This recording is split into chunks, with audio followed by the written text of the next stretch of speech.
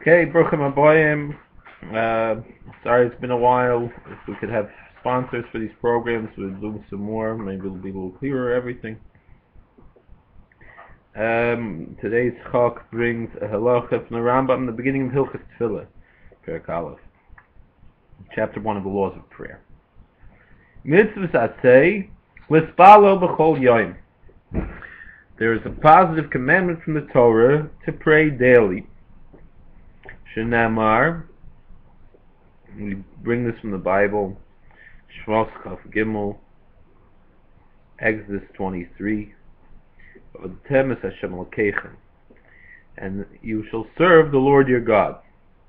If Yeshmu Lamdu Shavoida Zu Hi Tefillah, and we learn based on an exegesis of Scripture and the tradition that we received from Sinai, that this service is the prayer service. As it says in Sefer Dvarim, in the book of Deuteronomy, chapter 11, that we say every day in the Shema, you should serve him with all of your heart.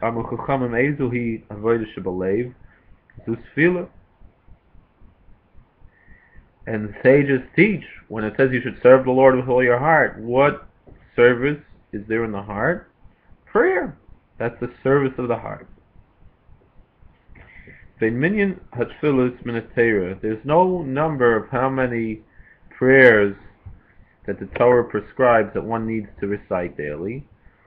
Just he has to pray, it would seem, from a biblical standpoint, the obligation is to pray once a day.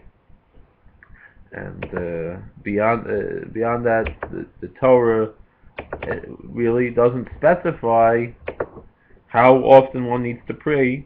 It just seems that one has to pray daily. Could be once a day, could be several times a day.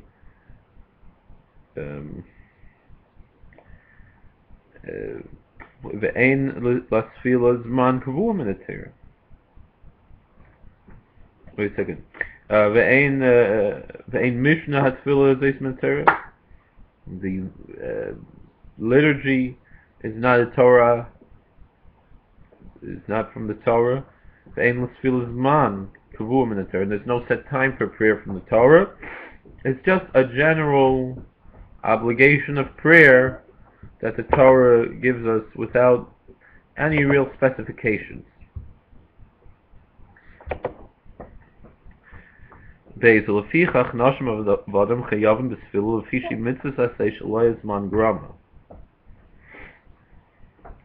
Therefore, women and slaves, not comparing the two, which is saying that halachically they have similar obligations, are obligated to pray, because it's a positive commandment that has no set time. It's not caused by time. Really, I would say probably the fact that it's daily would not even be something that's set from the Torah, how often one needs to pray. Although the Rambam does say so. But it's not based on the time of the day.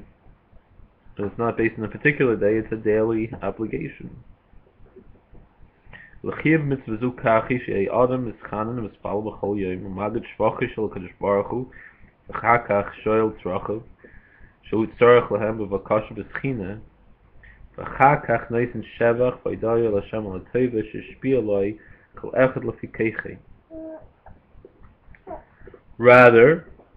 the obligation of this mitzvah is the person should supplicate and pray every day,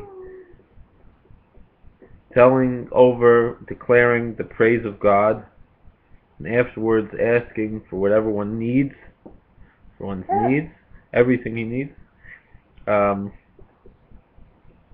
whatever he needs, in request and supplication. Afterwards, we give praise and thanksgiving to the Lord for the good things that He has poured down and bestowed upon us.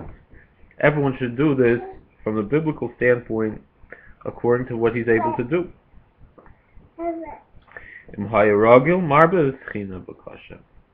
he knows what he's doing, he should have more supplications and requests.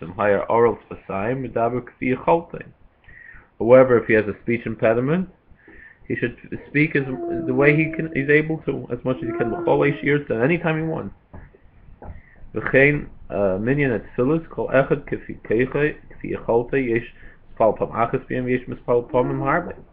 Also, how many times should one pray? It's really each one according to his requirement.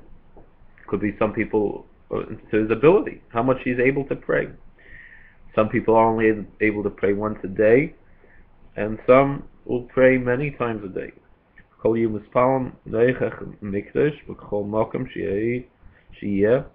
And everyone should face the place where the temple stood, wherever they're standing. So if you're like in America, which is to the in general North America's north and west of Eretz Yisrael, you face the east and a little bit to the south, depending where you are. Just face to Yerushalayim HaKodesh, to Jerusalem. Wherever you are, if you're toward the east, you face west.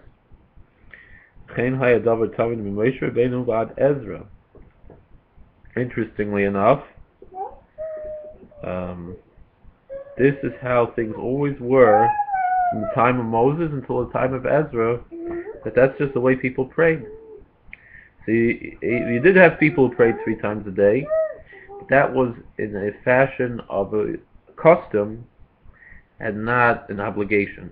Obligatory prayer was only once a day. So even though we see before Ezra, the book of Daniel prayed 3 times a day, that shows that there was a long-standing custom to pray 3 times a day. And our sages tell us that already goes back to the times of our patriarchs, even before the Torah was given, that Abraham instituted a morning prayer, and Isaac instituted an afternoon prayer, and Jacob instituted the evening prayer. Again, those were all customs until, and that's only the times of the prayers, even though we do say that some of the texts of the Shemona Esrei, the first bracha, we do say the outline was originated by Abraham, and the second bracha by Yitzchok, and the third by Yaakov. Anyway, this it didn't become obligatory, and there wasn't any set liturgy that was obligatory as far as prayer is concerned. Not everything we have in the Siddur is prayer. We have recitations, we have statements that we make. Kriya Shema is not a prayer, it's a recitation, something different than prayer. It's a statement of faith. That's something different. When we're talking about prayer, we're talking about the Shemona Esrei. Obviously the Psalms existed well before Ezra. Some from King David, and many of the Psalms are earlier. Some even go to Moses, some to Abraham, and some to Adam.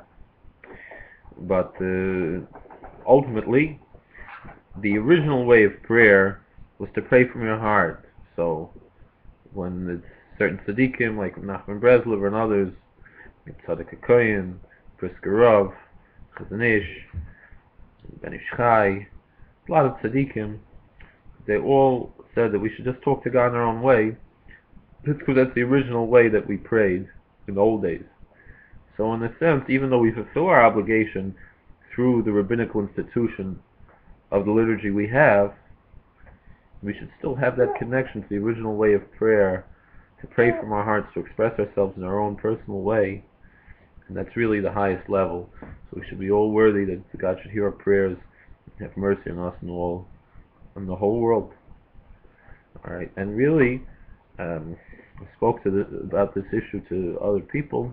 It would seem that B'nai Noach, even though it's not really such an Indian, but let's say B'nai Noach, they should also pray daily, also from their heart, because they are forbidden to worship idols.